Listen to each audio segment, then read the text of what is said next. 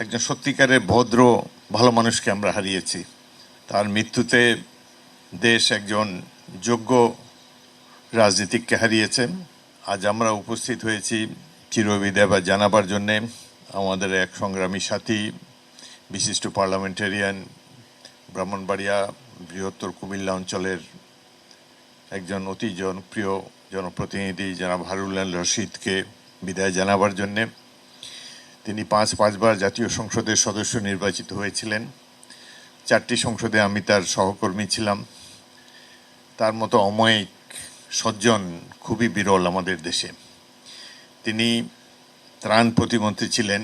কখনো তার অফিসে গেলে দেখা যেত যে তিল ধারণের জায়গা নেই। সব এমপি, সরকারি দল, বিরোধী দল সবাই তার কাছে এলাকার জন্য সাহায্য সহযোগিতার জন্যে, উন্নয়ন কাজের জন্য সবসময় তার কাছে ভিড় করতেন।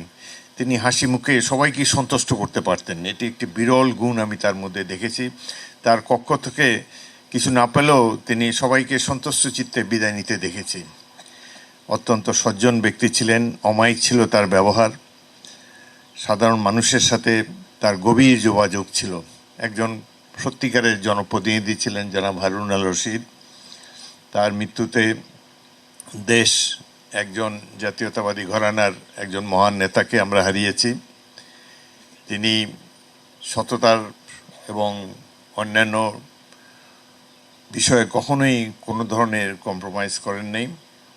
সাধারণ মানুষের কাছে খুবই প্রিয় ছিলেন তিনি স্পষ্টভাষী ছিলেন। আমাদের নেত্রী বেগম খালেদা জিয়া তাকে খুবই পছন্দ করতেন।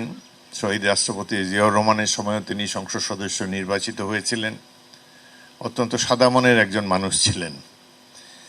তার মৃত্যুতে দেশ একজন যোগ্য রাজনীতিককে হারিয়েছেন। আমরা কামনা করি আল্লাহ রাব্বুল আলামিন যেন তাকে জান্নাতুল ফেরদৌস নসিব করেন, তার পরিবারকে এই শোক সহ্য করার তৌফিক দেন, এবং তিনি যখন যেখানেই থাকুন আমরা তাকে সবসময় মনে রাখব। এই পার্লামেন্ট তার কর্মযজ্ঞের সাক্ষী।